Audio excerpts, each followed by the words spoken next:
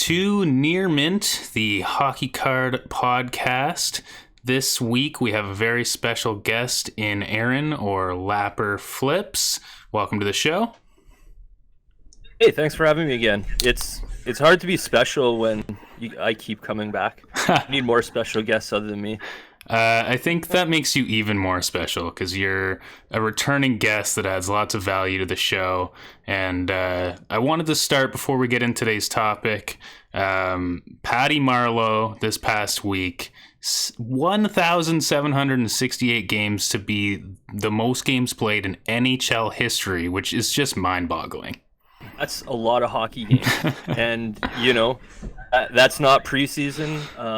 Do they even include playoffs in that number, or is that just regular season? I'm pretty positive that's regular, but regardless, it's an absurd number. And yeah, he's actually played a lot of playoff games, so the total is even higher.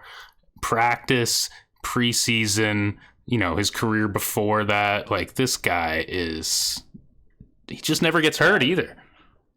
No, that's like Cal Ripken stuff right there. Like that's insane. I don't know that the way that the NHL is right now would allow someone to do this again. Yeah.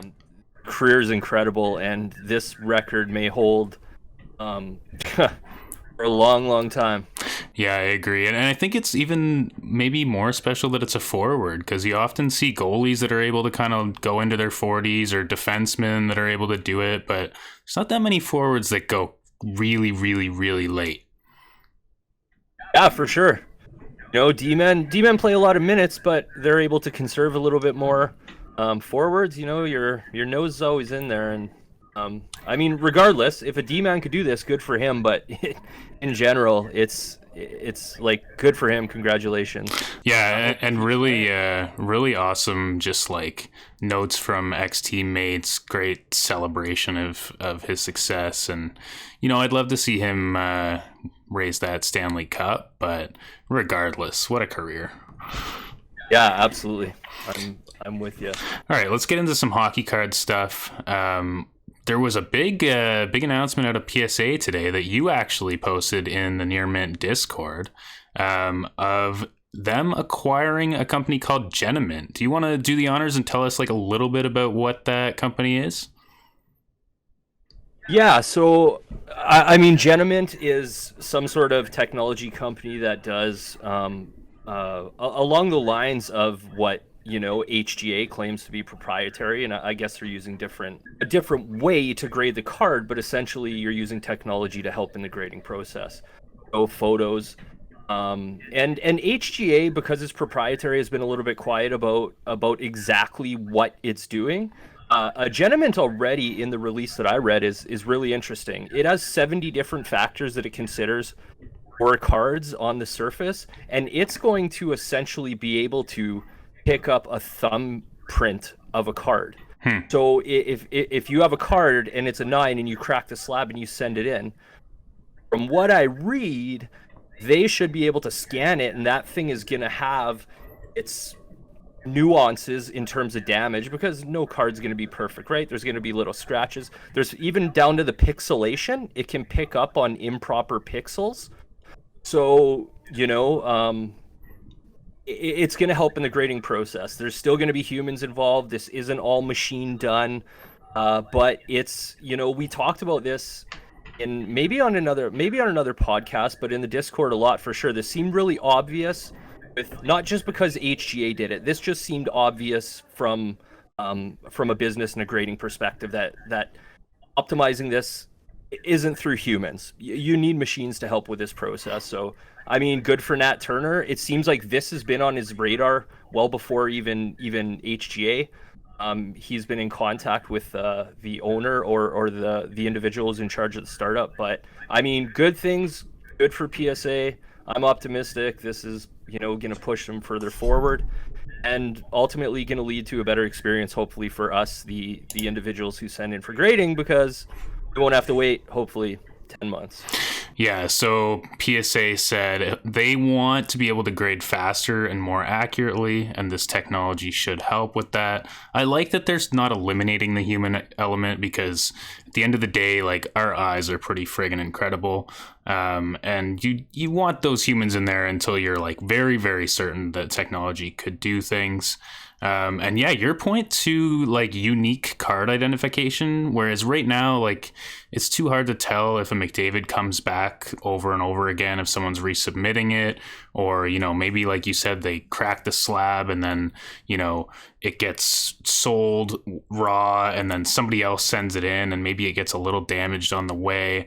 Being able to see that and see like even like ownership history, I think it could be game changing, and it could give better or more accurate, I should say, numbers at PSA as to like how many PSA 10s there are versus how many are submitted, because someone could hypothetically resubmit a PSA 9 card 10 times, and then it looks like there's more 9s out there, but it's really just the same card, and this hopefully eliminates that kind of thing. Yeah, and I mean, we know that happens a lot with BGS crossovers to PSA, people buying cracked slabs. So that's, you know, BGS going to be a little bit behind there. Like, who knows what these pop counts of BGS 9s and 9.5s are, because they're the slabs that seem to be getting cracked. But PSA, if you send in a card and it gets a PSA 9 now, it doesn't look like you're going to be able to resubmit and try and get that 10 if it looks really good to you, because they're going to have a distinct fingerprint of that card, and they're sort of going to call your BS, if you will. Yeah. I mean, they do have a, I forget what they call it, but like you can resubmit it if you think that they were wrong already. But that's like, I don't think you have a very good chance if you're kind of going that route, unless someone made a mistake.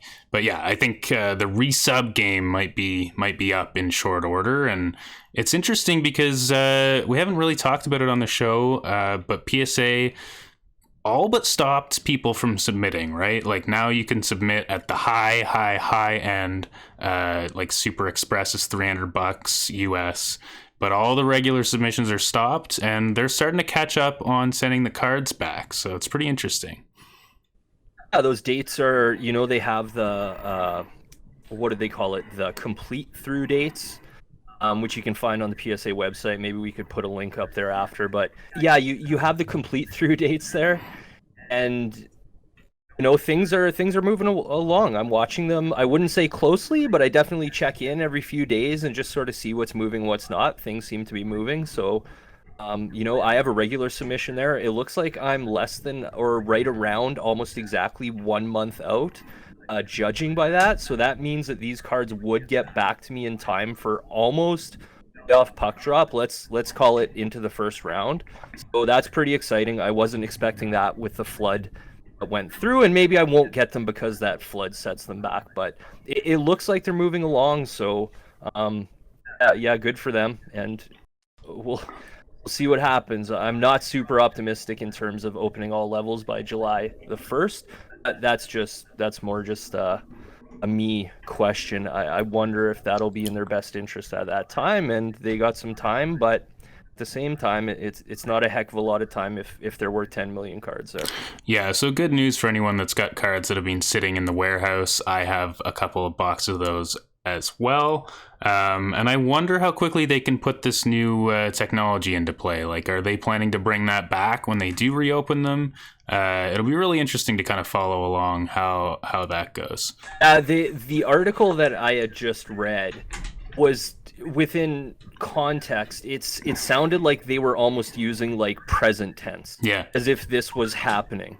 So if it's not happening right now, again, the tone of the article makes it sound like it's very, very close.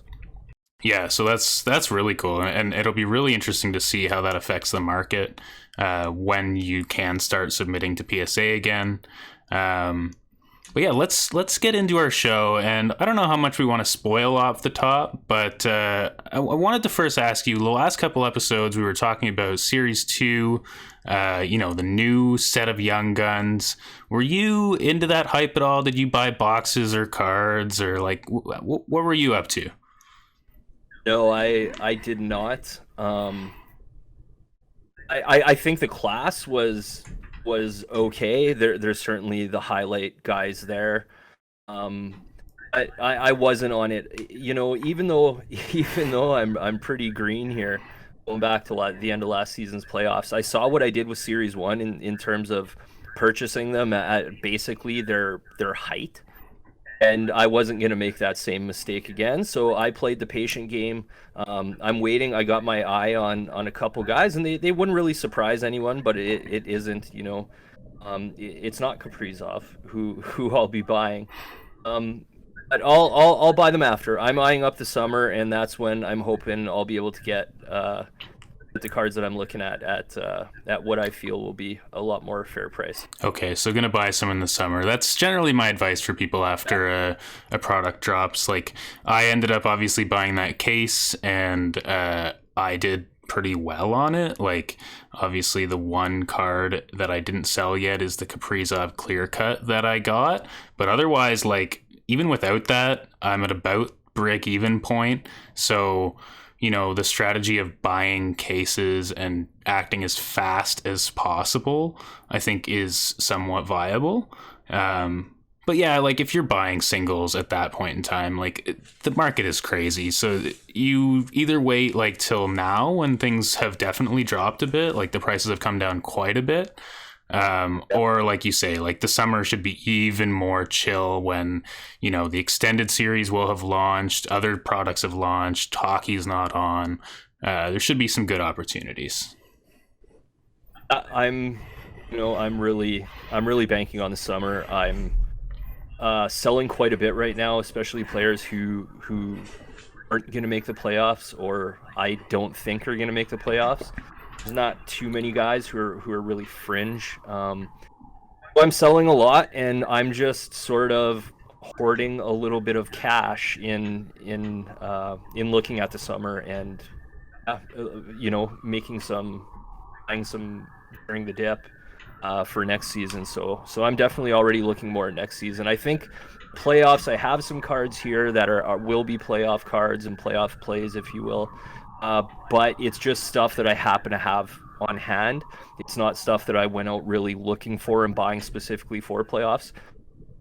I'm going to do a little bit more sideline watching this year and see what goes on and see how the market reacts. And, I feel like it's going to be really, really tight with players who are going to see increase in value, so you're gonna have to be like hit the nail on the head with the player that you pick. If you buy 3-4 guys from a team, I think one of them is gonna get the majority of the attention, and I could be completely wrong on that. But these are things that I'm really curious to watch and see how it plays out. Yeah, I'm in a similar boat. I've been selling a lot. I've got a few cards tagged for, like, keep an eye on these guys as the playoffs start, and they score 3 goals or a game winner in game 7 type of thing. And yeah, but otherwise I'm not really buying anything right now. More focused, like you say, on strategy in the playoffs, and then I think there's going to be lots of opportunity as we roll into next year. But what I did want to talk about is, I hit that clear cut Kaprizov on day 1 of Series 2 opening. And, the first thing I did, the story is like, obviously, first thing I did was freak out because it was the first box of my case, opened it up. Yeah, it was box 1 too, right? Yeah, it was nuts. First box, first day. I went on a live on Instagram and was like, we're opening the first box. You don't expect to get anything. You're like, maybe I'll get like a Cousins or like whatever. And then it was just like this God box because there's other stuff in there too. But the Kaprizov Clear Cut comes out and I'm like, oh my Lord, like, this is insane. Like, what a hit. And I mean, I still feel that way. So the first thing I did was like throw it on Facebook and eBay and like try and sell it really high, right? Like $3,000-$4,000 types of things. And there was 1 or 2 sales kind of in that neighborhood, like 2,500, 3,000 Canadian land, of people that managed to just get them sold in that first 24 hours kind of thing. But mine didn't sell. And then over the next week, we were down like even more and people weren't buying them. And there was a lot of them on eBay and it was like, what's going on here? And then like 2-3 weeks pass and the value of them is at like $1,000. So I'm like, well, I'm not really bringing my price down to that. It's like pretty low now, right? So it's kind of sitting there with this card thinking like, what's the best play with this? And I had sold like my base Kaprizov Young Guns. Those were easy. Those went. But this was like the last card that I was kind of sitting on from opening those boxes. And so, what was it? Like maybe April 1st. And so like a couple weeks ago, I was chatting with you about it. You're checking in. You're like, did it sell? And I'm like, no. And I'm like, what am I going to do with this card? Right. It was a tough decision, right? Like I could easily probably sell it for $1,000 on that day. No problem. But I don't know. Was that worth it? And so, why don't I turn it over to you with what happened next? Well, yeah, I mean, like you said, you were still, I don't know how actively you were trying to sell it. It was listed, and you were gonna move it if opportunity was there. But I approached you and I said, if you want to sell a share of that card and send it in for grading, I would gladly take part in that, and we could figure out the numbers. And you'd sort of asked how it would work. We worked on the numbers. I said, well, I would buy X percentage. And we figure out a price of the card on that date. So it's a nice hedge for you because you get the capital up front. It's going to help you get a little bit for that card. I get a stake in it, and ultimately I just expressed I expressed how I thought timeliness was really important, and that I think it's a good opportunity to get it off to PSA and be sort of first to market for hopefully what would be a PSA 10. And we chatted more, we worked on the numbers, we got it down, and I mean, that's what we did. Yeah. So, I guess that's the spoiler of the show. Today we're going to open it. The box is here. So we're going to open it. No, that was wonderful. I wanted you to. But the box is here. We're going to open it in a bit, but I want to talk a little bit more about what we're talking about here. So we sent it express to PSA, and at the time it was valued at about $1,000 was like the fair price. And you've got your cut, and obviously we'll both take the same cut that we have back. It took, 2 weeks from the day we decided to do it. I was immediately packed it up and sent it off. About 2 weeks later, it's back in our hands. We're doing a show, gonna open it live. Yeah, I'm just excited. Yeah, I'm super excited too. When did you receive it? It was yesterday, right? Because you messaged. Yeah. Or was it Monday? It was supposed to come Monday as per FedEx, but then it did not and came yesterday. Okay. Yeah, and I was, I've been excited. You want to do a show now? You want to let's just do it now. So I'm super excited to see how it did, and to talk about, we'll get into it more, I guess, about the thought process. But I'm super excited. Yeah, so let's talk about the numbers a little bit first. So base Kaprizov today sells anywhere between $160, $230. It's pretty big range, actually.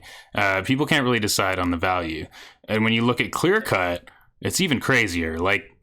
I said it was $1,000 value when we decided this.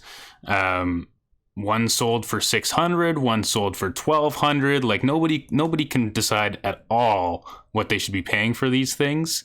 So ungraded, who knows what the value is right now? Yeah, ungraded, even the base. I was really surprised going through and seeing between 160 to 230 all within sometimes the same day. You have a 160 sale and a 230. So auctions, it can really change the price. I mean, I look at market movers, a ton of cards, and you see this all over the place where it looks like nobody has any idea. They just know it's between X and Y. Past that, so it's not really surprising. But that $1,200 auction for the Clear Cut, that was just on Monday that closed. So that was really interesting to see, actually, that it's still holding, or that someone was willing to pay that this recently. Yeah, the auction is a great point. Like, I think there's a little bit of auction mindset in the buyers there where, you know, if you're in an auction that you really want the card, maybe you end up spending a bit more because you're in kind of like a bidding war. From the seller's perspective, like maybe they're not listing them at the right time of day sometimes, and then people are kind of forgetting about them. And so that can, I think, have a pretty big impact. And the other thing I'd say is like a Kaprizov Clear Cut doesn't have as much attention as a regular Kaprizov does because there's like basically less people that A, will be able to afford it, B, that are interested in that. And so the value changes more just because there's less people paying active attention. And so, yeah, I think you're right. Like there might be some steals to be had. And I've kind of been thinking like, well, what if I didn't hit this card? And what if we just found an opportunity to buy one of these things? Could we have done the same thing and done well? Now, you know, that leads me to my next question is like, okay, so we've got a card here, which I think looked pretty good, but, you know, like, what do you think a Kaprizov Clear Cut PSA 10 sells for? And then, like, what about a 9? Yeah, so I'd thought about that. And I mean, I would go back to the default, which is, you know, if we say, if we think that the Clear Cut is valued somewhere between, what numbers did I have there? The low end was 600 and 12 was the top. So, I mean, let's use $800, a bit closer to the bottom. You know, $800, you're at about 4x or 4x-ish for a PSA 10. So that puts you up at about $3,200. You know, there's none of these out there. I haven't seen one. How much is there a premium to be had there? Does it go for less because people because there isn't all the attention? It's not within the affordability range of a lot of hockey people out there who may want a Kaprizov card. I think there's a lot of variables in terms of you know, the price of it, but I mean, generally, I would just look at the market and say it's about 3.75x the whatever dollar amount that is. If you valued at $1,000, then you're at, you know, $3,700. But that doesn't mean that it's going to auction for $3,700. No, I mean, what it actually sells for is different than obviously what we can come up with as far as a value goes. But I think that's interesting. And I think it could go both ways. Like you say, if it's the first PSA 10 Kaprizov Clear Cut on the market and there's someone that really wants that, then, you know, the price could be, the sky's kind of the limit kind of thing. The interesting thing for me comes if we're going to get like a 9 or even an 8, where then, you know, we're kind of competing a little bit more with, like, let's say the base Clear Cut Kaprizovs as far as like sale price. But what's interesting to me is would be maybe the first or one of only a few that even has a graded version of this card. And I think that could be, you know, a few extra $100. And that's where, like, when we look at the costs of grading, which I'll talk about in a second, like maybe that makes us our money back if we don't actually hit the 10. It being first to market, there may be a small premium if it is a 9. And, you know, I'd done the math, and I think we'll talk about that a little bit after, but I was comfortable with it. I think it still made sense. And, you know, I think in general we'll talk about that a little bit more, but yeah, it was an interesting, like, risk versus reward here, right? So, you know, like, value April 1st was $1,000. We could even say that's today's value for argument's sake, just to make it easy. Yep. Grading, Canadian, all these prices are Canadian, but grading ended up costing about $435 because we had to send it in Super Express. That's the cheapest thing you can do right now. It also gets it back to you in 2 weeks, so that's sweet. And shipping was about $50. So we're looking at $1,480 is kind of our, like, call it our break-even point. And so, yeah, it's going to be super interesting to open this, see what we have. I think if we have a 10, it's pretty obvious we've made money. It'll be more interesting, I guess, from like a learning perspective if we don't get a 10. But obviously I want that 10. Yeah, no, for sure. I'm I'm super excited. I had done because I had done the quick math, and maybe I'll just run through it really quickly. Yeah. So I thought, what if we suck and this thing comes back, the price falls through the floor, and we get back a PSA 6 because it's scratched and we didn't know it. Yeah. Whatever. Essentially, we're left with a raw card. So if it was worth $800 today, raw, you know, I would be at about minus 46% ROI right there. $1,000, I would be at minus 33% ROI, and then we get up to the point that you were talking about, right around the 1,500, just below $1,500 is break even. And then, this is more what I was looking at. I think like $2,000 is like pretty reasonable, especially if it gets a 10. I didn't think there was any way that card would increase in value over, from the time that and the valuation that we gave it. So I completely took that out. But $2,000 would be plus 35% ROI for me. 2,500 plus 70%, and then if we can get $3,000, then I'm 102% ROI. So in all honesty, I don't think that this was a fantastic play for me. But we had talked and we said a lot of it was, fun. Yeah. And doing this right now and the content creation, like it's just a really cool experience. And like I said, if we sold it for $800 and I lose, $100 and some change overall, I'm still getting a little bit of money back, and it wouldn't, it would be worth it. So, I'm going to take that away, and I still have the upside, because if it does come back at 10, what is someone going to pay for a clear cut Kaprizov 10 if it can hold the value? And it's done that. So it's like step one is completed. It's actually held the value, because I'm still surprised that it's at $1,000. Yeah, I'm glad you mentioned the fun side of this, because for me, like, anything that we're doing in this market is you should be learning from it, I guess. And then we get to make some cool content. So there's kind of that like added bonus to this that for me, like a little bit of extra risk is worth it to like learn some valuable lessons, make some content for the people. And so, I agree with you. It wasn't like an obvious play at all. It wasn't like, easy money, let's call it, which is why I didn't ship it off to PSA the day I got it, because it's not like just an obvious like, here you go. But yeah, it's going to be really fun. The last thing I think we should talk about before we crack this thing open, and like, oh my God, has it ever been hard not to like log into PSA and see what this grade is? Because I could go look. It's just like sitting here in front of me like for the last day. But you did some research into looking at like how likely clear cuts come back at 10. And obviously we don't have a ton of data for 2021 clear cuts, because, series 1 and 2 have been very recently released. And who knows even if series 2 was the same quality of printing and cutting and all that stuff. But why don't you give us like a general sense of like how often do clear cuts come back PSA 10? Well, it was really interesting looking into that, and I think there's something to be learned for everyone who does grading, in terms of, so first of all, I did the comparison with 2021 Series 1 and Series 2 to, are we calling it 21, or is this 2021 cards, or are these 2020 cards? I don't know. I just call them 2020, 21. Like I say both because that's what the listings say, right? Yeah, so I'll call these 2021 cards.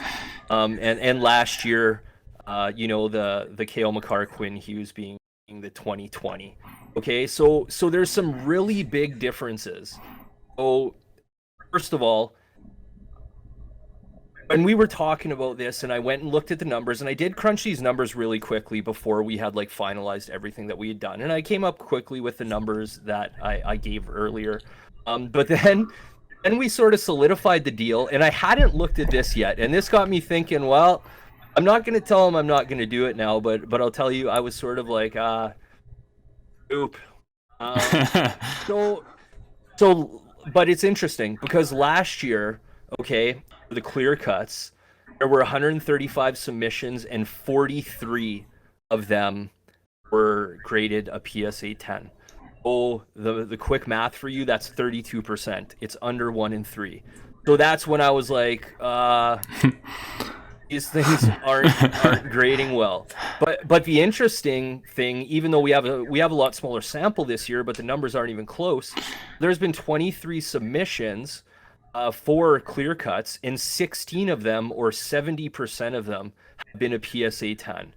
And the interesting thing about that is it's reversed for your regular young guns. Right. So I don't have those percentages, but this new Series 1 and Series 2 young guns, they're grading at a PSA 10 at about half the rate compared to last year. So, these Lafrenieres and Josh Norrises and Stutzlas and Kaprizov, these things could really come at a premium because I think that the pops are going to stay low. And there's been a good volume of them submitted. Whereas last year, they were grading closer to 70% for your regular young guns. Oh, there's no shortage of those. So I thought that was really interesting that the clear cuts are completely, reverse of that. Obviously, they're a different product, different everything, different textile, everything's different. But something to certainly note, if you get cards from this year, Stutzla or a Kaprizov or whoever your guy is, if it's in really good shape and looks like a 10, you might want to hold that if you plan on submitting, because it doesn't look like these things are coming clean out of packs. And they're not grading well, so just maybe think about that if you're into grading, or if that's your PC player and you're thinking of selling it and buying it back later. Yeah, that's a really good point. The other thing that I find super surprising with them coming back 70%, the clear cut young guns coming back 70% PSA 10, is that there's when a product first comes out, people are rushing cards to PSA, and I would hypothesize that they're a little less careful about how great the grade is, because they're just trying to get it there and be one of the first people with that grade, right? So it's even more surprising to me that they come back 7 out of 10 cards are PSA 10, because some of those I expect were just people I'm going to send it into PSA as soon as I have it and try and beat the market. Yeah. I mean, I totally agree with that. I don't know. I guess we'll see how the numbers pan out once we get more volume. But it's a pretty big discrepancy, and it's not a super low volume where we're looking at 5 or 10 or 20 cards. There's been enough that you can sort of see a pattern here. And you're right, maybe that will come up with people, vetting those cards a little bit better. But I suspect, and judging by looking at Series 1, which I've looked at a lot more than Series 2, just by pulling some product from the packs and looking at it, I'm not really confident that this is going to match the numbers of 10, which speaks to the quality control ultimately. I don't think that these numbers are going to get to where last year's product was. Okay, that's interesting. So anything else that you want to talk about before we do this thing? No, I mean, I'm sure all the people just want to see us open this bloody thing. Everyone's like, open the damn card. And I do too. I want to see it. So see this thing. I haven't even seen the card, and I know, right? All right, here is the box, fresh from PSA, beat up a little bit for whatever reason by FedEx, but yeah, it's still fresh. Haven't even cracked this open, so you're gonna get to watch me and hear me, I guess. Apologies for loud cutting sounds. Open this bad boy. That's pretty good packing, for one slab in there. Yeah, from my experience, they send this size of box kind of regardless, unless you have a lot more cards, I guess. Right. All right.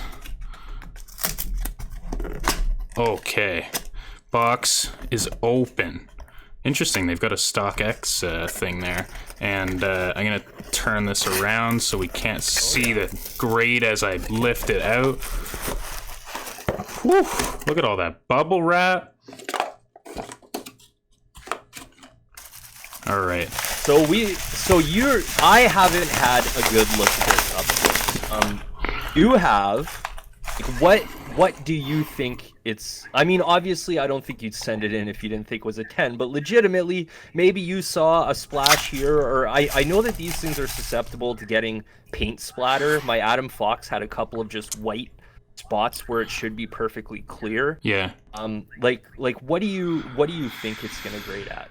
So, Honestly. like, I try to give my cards a grade that isn't like 9 or 10. It's more like 9.5 or 9.75 or like you know, like be like a little more accurate, even though obviously PSA doesn't do that. And I was looking pretty closely at this, and to be fair, I don't have as much experience with the clear cut cards, so it was a bit harder. Like, it's harder to judge the corners. You can't see the same stuff. Like, they're see-through. And like you say, like the surface is a totally different ball game. It's printed on a different material. So I would say like there's more risk involved here. So I guess like I'd be less shocked if it's not a PSA 10 than I might be if I had sent in a regular Young Guns of Kaprizov. So like, but I don't think, like, I'd be surprised if it wasn't a 9. Let's put it that way. Like, I kind of was like, you know, this is kind of like 9.5 territory. I didn't see anything to like make me say that. I just like feel like I'm missing something. Yeah, I don't think you would fork over the money to send it in if you didn't think that it had a pretty darn good shot at gemming. Of gemming. All right, are you ready for this? I don't know. Maybe we should just wait till tomorrow. It's almost like the anticipation is. I don't know if it'll be more fun or the reveal will be as fun as the anticipation. But they want to see it, so we'll do it for them. All right, let's open this puppy. It's a fun reveal. You just pull the bubble wrap away. What do we have? Oh my dear Lord! Whoo, dude! Dude! We done it! Wow. We done it! Yeah. PSA 10. Kaprizov Clear Cut. Let's go. Yeah, that is beautiful. I need some pictures of that. Wow. Fire up. Wow. Damn. All right. Man, that is, wow, so stoked. So yeah, that's awesome. Successful experiment. Yeah. Well, and we're not done though, right? I mean, there's a lot more to go over in terms of now what. Yeah, there's a lot of now what, and one thing I didn't mention before we even open this is like, I personally think that the Clear Cut Young Guns are some of the most beautiful cards you can get. Like, when I pulled this, I was like, geez, like, it's going to be tough to sell because this thing is so beautiful. They get rid of all the background. You don't see the boards, the empty stadiums this year in a lot of cards. Like, it is just such a nice card. It is. Absolutely. And as much as I despise Minnesota, I do really dig those jerseys. Yeah. I mean, the only way this would be cooler is if they had the reverse retro Minnesota jerseys, which I think are really well done. And also, Kaprizov has, in other products, a little bit weird photos going on, and the Young Guns one is pretty nice. No, for sure. Yeah, he has some faces in the other products. Yeah, just odd stuff going on. Yeah, it's like they tried to catch him at the worst possible time, and like I said, I think these guys legit get a laugh when they're going through photos and say, okay, like, put that one up. Yeah, I think you might be right about that. Just gonna set that there, and yeah, I don't know if that's the best display of all time, but it's kind of fun. It's kind of fun with the open box behind it. The unboxing has been successful. Whew. There you go. All right. That's awesome. Oh man, it's like busting it open at the pack all over again. It's like, wow. Yeah. Yeah. I'm. That's awesome. I was honestly expecting. I mean, I was happy to see the numbers that they were coming back at a good a good rate. I was just expecting to get a 9, and Yeah, we'd figure it out from there. you know what? Like that's when I look at my spreadsheeting and I'm like, I've got cards at PSA and I'm trying to figure out what their value is. I always assume they're all 9s. Like I sent like 70 cards. I'm like, they're all coming back 9s, and I don't know. It's just like the way I set my expectations a little bit, and it's a little bit less of a letdown when it is a 9. But yeah, 10. Let's go. Yeah. All right. Awesome, man. So, what do we do now? Well, so there's no script here. I asked you, and you said we'll talk about it on the show. So, I mean, I think again that timing is key. I think moving it fast is going to be important. I think putting this out there and letting people see it is going to be cool, because I've never seen one before. I'll have to check the pop report to see if this is in fact a 1 of 1 at the moment. A 1 of 1 at the moment. But I mean, it's got to be sold. So then the question is just how. I suppose. Yeah. I think you make a good point of. I think you make a good point of like sharing it with the community and getting people stoked about it, because this is one of like the cards now from that product, which is pretty sweet to have in my hands here. So yeah, I think like there's a little bit of like, where do we sell it? What's the best price to list it at? Do we do buy now? Do we do auction? The one counterpoint I have is like, this kid is a shoe-in for the Calder. Like, if he doesn't win it, I'm going to be blown away. He should be in the playoffs. And so, like, and this isn't just applying to this card, but like, is there a chance that his value actually still has some room this year to kind of take another spike? I don't think so. Especially spike. Like, can it go up?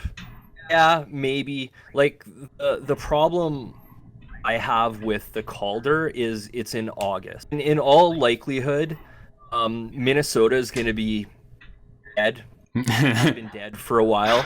Yeah. And people will have forgotten, and we're going to be at the beach. Well, I don't know about you in Ontario. I hope you guys are able to be at the beach. And I just don't know if I don't believe, which is why I'm, waiting to buy cards from the beach while I have a beach to me, and I'll be buying hockey cards on the beach because no one else is thinking about hockey cards. With the playoffs coming up again, they start May the 8th, I believe. So we're about 18, call it 3 weeks, just under 3 weeks out. Robertson is closing the gap, and there's a big argument. People, he's ahead in points per game. Sure. Kaprizov. But that never matters in the Calder race. We know that. Right, of course. McDavid would have won. Regardless, the value of the card is the value of the card. I almost think this, and I tell this story all the time because it's always relevant, is the Mahomes-Brady thing. The hype leading up is always bigger than when they actually win the thing, what they're supposed to do. Yeah. Like if he wins the thing. Exactly. Yeah. So the attention that he has right now and the hype, people looking at him for the Calder, I mean, you want to sell for me, I preach sort of selling on the way up, as I'm really thinking about moving my Ovechkin. I'm just back and forth. Anyways, but I want to sell right now while the price is going up and while he's looking to set these records and attention is on him, as opposed to being caught with it at the top on the way down. Yep. So, I mean, that's my general perspective on, again, cards in general too, not just this specific card, but certainly applies to this situation. People are thinking he's a shoe-in, and they can speculate after when they have the card.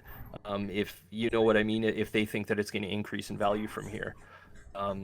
Yeah, I'm not disagreeing with you there. It was just like the one like thing that I was kind of wondering, like, is there like a little bit here? What do you think about the Wild hope in the playoffs? Because like they're going to be in it probably, but do they have any shot? I don't think so. I don't think there's any way that Vegas or Colorado don't come out with this division. I mean, playoffs are weird. Stuff happens. Like, if you look at the last two games that they played against Colorado, they lost a combined, I believe it was 11. Or no, did they? Oh, they had won the last game, but leading up to that game, they had lost, been outscored by the Avs 11-1. Again, that's small sample, but no, I'm not. I'm not picking Minnesota as sort of my outlier because you're gonna have to play either Colorado or Vegas in the first round. Yeah. Okay. And then they're gonna have to play Colorado or Vegas in the second round. More than likely. And more than likely. I don't think it's going to be Arizona or if St. Louis manages to squeak in, but I don't see Minnesota getting through. Yeah, no, nor do I. And like, I guess just to play devil's advocate one more time, if they beat one of these teams, or if they beat both of these teams, it is going to be on the back of Kirill Kaprizov. I think, like, he's going to have to carry them. I mean, the cards held value till now. From the valuation that we gave it 3 weeks ago, the card has held value. So that's, first of all, pretty surprising to me. I would be more concerned about 3 weeks between now and the playoffs even starting, whether the card can hold that momentum. It's done well up until now, but again, I'm also thinking about the $1,200 sale that happened on the 19th. There was also the $600 sale that happened like the day before. Right. So, I mean, do you want to start seeing these things going for $350? And that would be my bigger concern, because yes, if they could get through a round of the playoffs, if they knock off, Colorado or Vegas in the first round, I mean, he's gonna have to be a pretty big part of it. So I'm certainly with you. It's the time in between that would worry me a heck of a lot more. Yeah, and I mean, like, all of this is just me trying to drum up a little bit of an argument, but I'm with you. We got to sell this thing. So I guess the question is, like, what's the best strategy to sell it? And like, the reason I'm a little bit unsure on this is what I assumed was the best way on the day that I got this was to throw it up as like the cheapest buy now and hope that offers come in, and one of those offers is something that I'm happy with. So, listed at 3,500, someone says, I'll give you 2,900, and I'm like, booyah, we're good. That didn't happen. And what happens afterwards, and we're in a bit of a different situation now, but what happened afterwards is it just like steeply declined, right? And even though I was like all over it, looking every day, it just didn't end up selling. So I'm wondering, like, is there a buy now price that we put it up at and, see what happens? Or do you auction it and maybe even like try to hype up that auction? And does that, like, people having eyes on your auction, does that end up going higher than if you did buy now? I think the first thing, and I'm speaking for myself, and again, to everyone listening, we haven't talked about this, so we're really just spitballing here and trying to figure some of it out. And I think it's a good idea to certainly put the card out there, on social and perhaps on Facebook, on different channels, just to sort of get people talking about it, and just sort of gaining a tone or gain an idea of what the tone of the market is, and like are people really blown away by this? Like, do they really want one? Like, yeah. Like, because someone can just come and say, hey, like, I want that. I mean, I've gotten that with my OV, and my OV is a pop whatever, a lot more than this, and I think gauging that, if I had it my way, I think I would gauge attention, try and see what's out there for a relatively short period of time. Perhaps I would buy it now for a couple of days, and I would eye up either a 7 to 10 day auction if if it couldn't move in like the next week. Yeah. Like, this is hot potato. It feels sort of strange saying that, because it's like we're putting this out there and we want to sell it. But, you know, the person who buys this is likely going to be a Minnesota fan, or someone who really, you know, wants the card, and it'll find a good home. But it's not my home. Yeah, I mean, and I see what you're saying. It's like either someone that loves Kaprizov, or maybe it's someone that collects Young Guns, Clear Cut, PSA 10s, which, you know, if I was some millionaire, like, I would love to have a big collection of PSA 10 Clear Cut Young Guns, because like I said, they're friggin' beautiful. So yeah, like, it's going to be someone that really wants it, or at least that's what I hope. And like you say, it's a good collector home. And like, we talk about like optimizing how much money we're going to get back. But at the end of the day, like, whoever buys this is going to be happy to get that in the mail. yeah, well, exactly. No, I mean, I agree. It's gonna find a good home, and it's a matter of like what do you think though? Like what do you think is a good way to sell it? Because you ask me, I'm the guest, and that's very very nice of you. But I want to hear what you have to say too. Yeah, I mean, so like, I don't think necessarily that I'm gonna change my strategy based on what happened the first time, because it was like the first day, right? So I think like my strategy for selling something the first day or two after a product comes out might be different. I might pay that premium to have a 1-day auction, because I think you might actually end up making more money that way. However, you know, my strategy generally when selling things is to put them up buy now at a price that I think will garner attention, but is still high enough that I'll be happy, and then see what kind of offers come in. I've never had a card of this level, so like, I've never had to like put it on Facebook and be like, look at this crazy card. Like, you know, the best cards I've had are like PSA 10 McDavid's, or like you said, cards that many people have. And so I think this is like a bit unique for me. So that's why I like this discussion, and like not necessarily knowing right away. But yeah, so I think I would follow the same kind of thing, put it up at buy now, see what happens. Or actually, the first thing I did was post it on Facebook and see if anyone just really wants it and is just going to fire some money at us.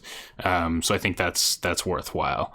We'll post this video, and maybe someone will see it and be like, oh my God, I need that. And then, you know, eBay's always the next step.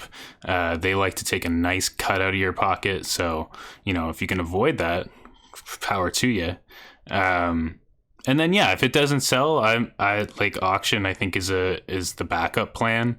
And yeah, I mean, we can talk every day and kind of see what's going on. What I will say is, if anyone's interested in hearing what we do with this, I'm going to be posting updates on the Near Mint Hockey Instagram, which is at Near Mint Hockey. We'll be chatting about it in the Discord, so come join the Discord. Links are on basically everywhere you'll find Near Mint Hockey. So yeah. I thought you were going to say, if anyone's looking for a PSA Kirill Kaprizov, you can hit me up at the Near Mint. I mean, hit me up, laugh or flip, so we'll figure it out.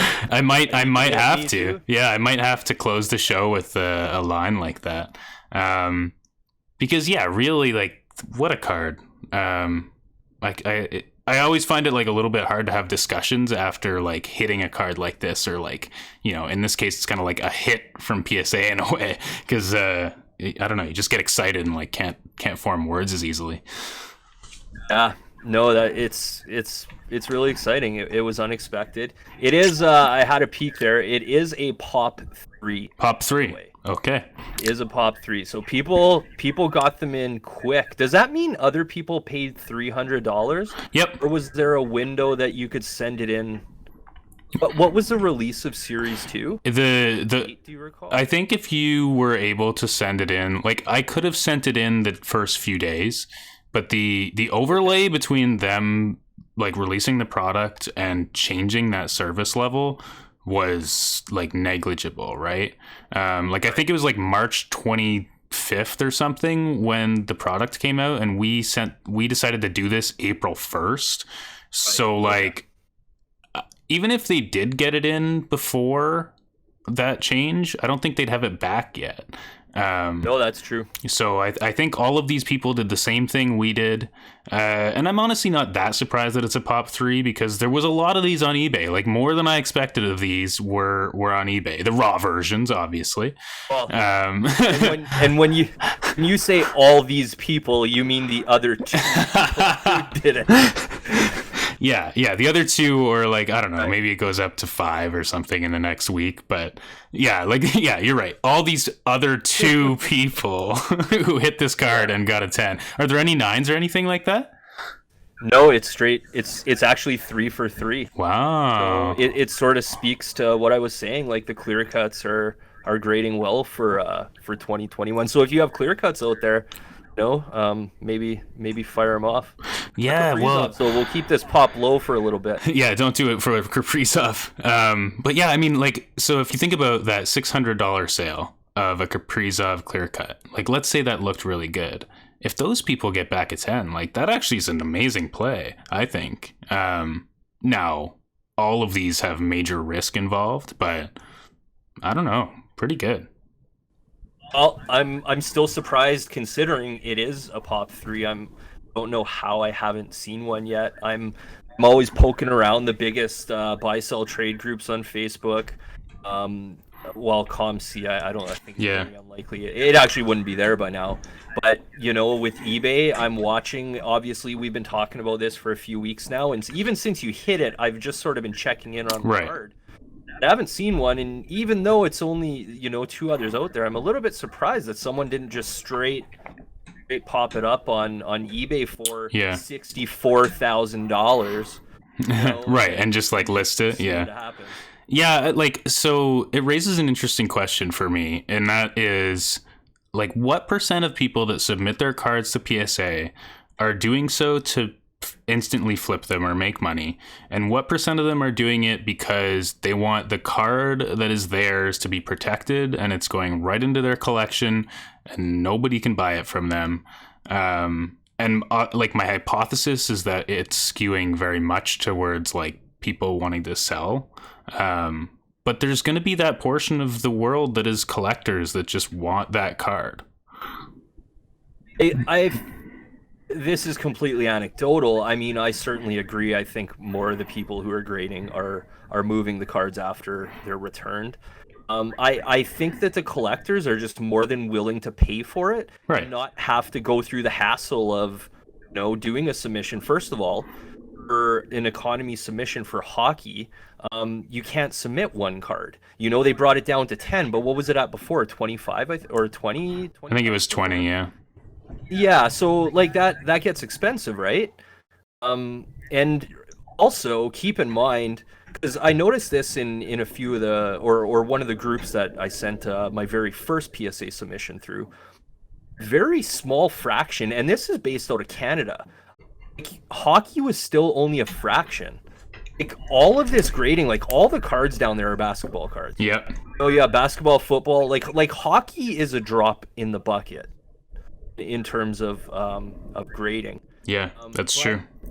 I mean, back to your question. I mean, I think a collector would just be more than willing to pay for it. I mean, no different than me. Like, my PC cards that I bought, my PC slabs, like, for instance, I wanted the Matthew Tkachuk, and I'd looked for a while, and I was going to buy one raw and grade it so I could put it in my PC because I love the photo. It's super cool. I just said, forget it. You know what? I'm just going to buy it. Yeah. So if I was a 100% collector, never selling anything, then I would certainly, be more than willing to pay the money for the cards that I want. So yeah, that's a fair point. You're right. I think more people are moving them. Yeah. I just know there's going to be that some percentage of the population that's sending their card in because it's theirs and they hit it. Like the McDavid that I pulled out of the box, I sent in, and like I would never trade or sell that because it's like part of like the experience is pulling that card, right? So I think there's something there, but yeah, I mean, like I would expect that all 3 of these are going to get sold. But you never know.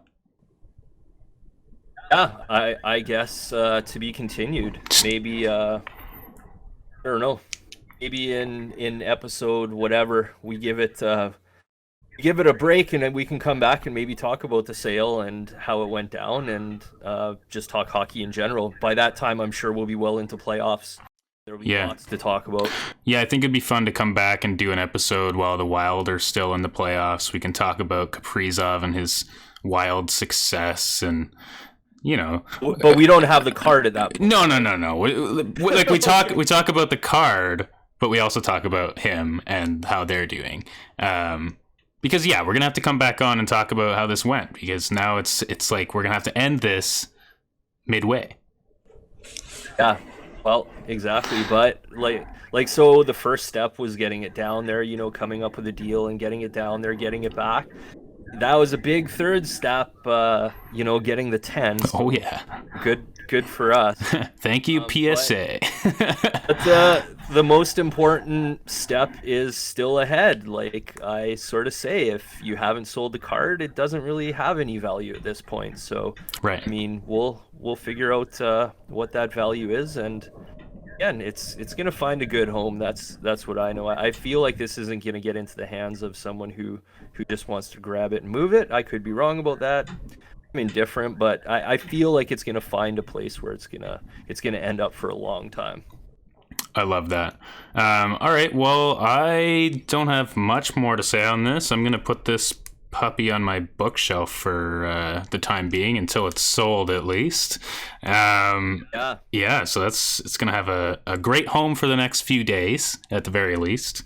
And you work from home, so you don't have to put it in like a safety deposit box. I'm always home. Yeah. I'll just bring it everywhere. I'm just kidding. Put it in your back pocket. Yeah. But before we end here, I want to give you a shot to promote what you're doing. You're making great videos over on YouTube, and I guess I was a part of one recently. Yeah, I was very happy to have you. I took a shot. We reversed roles where I interviewed you. And I think it went really well. I have some audio issues to clean up. So if you do check out the video, and please go check it out, leave a comment, subscribe, all that, YouTube-ish stuff. But check it out. It was super fun. I hope I can do some more of those. I'm making videos. I'm looking to release for each division some possible playoff plays if you are looking at players, and I think there's sort of some interesting names. I'm hoping to get those out relatively quickly because time is closing quick. But I was happy to have you on. You can check me out on Instagram, Lapper Flips, LAPP3R30_flips. And I just, buying, selling cards, having fun, and I hope you guys are too. Awesome. Yeah, and I'll make sure I add the links to all of your internet locations in the description of the video if anyone wants just the quick one click, because I know I can never remember URLs myself. Obviously same deal over here. Go find Near Mint Hockey on Instagram, join our Discord, chat about this card, and I'm just so stoked to take this card and put it into the world. Yeah, I'm excited.